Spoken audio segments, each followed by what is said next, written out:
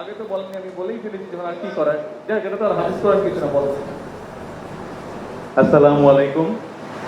আজকে আসলে এই মাটিতে দাঁড়িয়ে, বিশেষ করে শহীদ জিয়া রাষ্ট্রপতি জিয়াউর রহমানের স্মৃতিবহ এই মাটিতে আমাদের নেতা মাননীয় প্রধানমন্ত্রী জনাব তারেক রহমান এবং তার সহধর্মিণী বিশিষ্ট চিকিৎসক ডাক্তার জোবায়দা রহমান, ওনাদের সকলকে একসাথে পেয়ে এখানে আমি উপস্থিত হতে পেরেই খুবই আনন্দিত বোধ করছি। আর এ প্রসঙ্গে যা দুটো কথা, যে গত 5-6 বছরেও আমার বেশ কয়েকবার এখানে আসা হয়েছে, এখানে স্থানীয় আপনারা যারা নেতৃবৃন্দ আছেন, সেটিও একটি কাজে, যে কাজটি আমাদের মাননীয় প্রধানমন্ত্রী এবং তার সহধর্মিণী আমাদেরকে উৎসাহ এবং দিক নির্দেশনা দিয়েছিলেন। এই গাবতলী উপজেলার বেশ কয়েকটি ইউনিয়ন থেকে আমরা 3 শতাধিক প্রতিবন্ধী শিশুকে শনাক্ত করেছি এবং তাদেরকে হুইল চেয়ার দেওয়া হয়েছে। তো সেই সূত্রে প্রতিবারই যখন আসতাম আমি এই হাসপাতালটা একটু হেঁটে ঘুরে দেখে যেতাম। তো আজকে ভালো লাগছে এমন একটা সময়, এই দিনে এই হাসপাতালটা আসলে একটা ছবির মতো একটা ঘটনা, যে কথাটি মাননীয় প্রধানমন্ত্রী বললেন যে আমাদের প্রত্যেকের, আমরা যারা সৌভাগ্যবান এই পৃথিবীতে প্রিভিলেজ, আমরা যদি চেষ্টা করি যে যেই পরিসরেই পারি, তাহলে এরকম একটা প্রতিষ্ঠান গড়ে ওঠে, একদিন সেই প্রতিষ্ঠান থেকে অনেক মানুষ সেবা পান।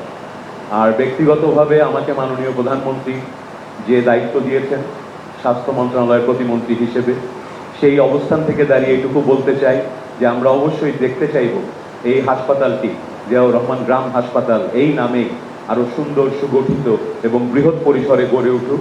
সে ব্যাপারতে সরকারের ভেতরে নিয়ম কানুন মেনে যেভাবে যতটুকু করা যায় আমরা আন্তরিকভাবে চেষ্টা করব এখানে একটা সুন্দর, সুগঠিত, আরো বিকশিত একটি হাসপাতাল গড়ে উঠবে। কারণ এই হাসপাতালের মাধ্যমেই আসলে জিয়া পরিবারের যে 3 প্রজন্মের যে স্মৃতি, 3 প্রজন্মের মানুষের জন্য যে ভালোবাসা এবং নিজেদের মতো করে মানুষের কাছে যাওয়া, মানুষের সেবা করার যে আকাঙ্ক্ষা, সেটার একটা মূর্তিমান দৃষ্টান্ত হয়ে থাকবে এই হাসপাতালটি।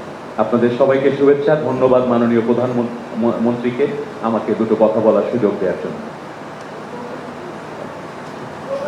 এক সেকেন্ড, তাকে একটা ইন্ট্রোডাকশন করে দিই। এমনি এক মিনিট, আমি একটু ব্যাকগ্রাউন্ডটা বলে তারপর আমি একটু বলবো।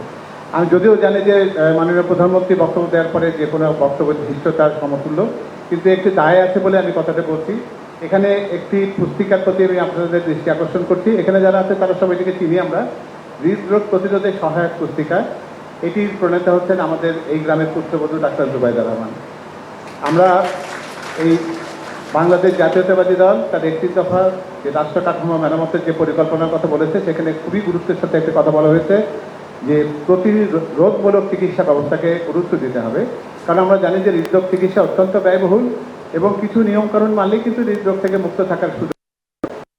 পুষ্টিকর সেই সাধারণ কি খেতে হবে, কি পরিহার করতে হবে এবং দৈনন্দিন জীবন মান বজায় রাখার জন্য কি কি করতে হবে, এই কথাগুলো উনি সুন্দরভাবে লিখেছেন।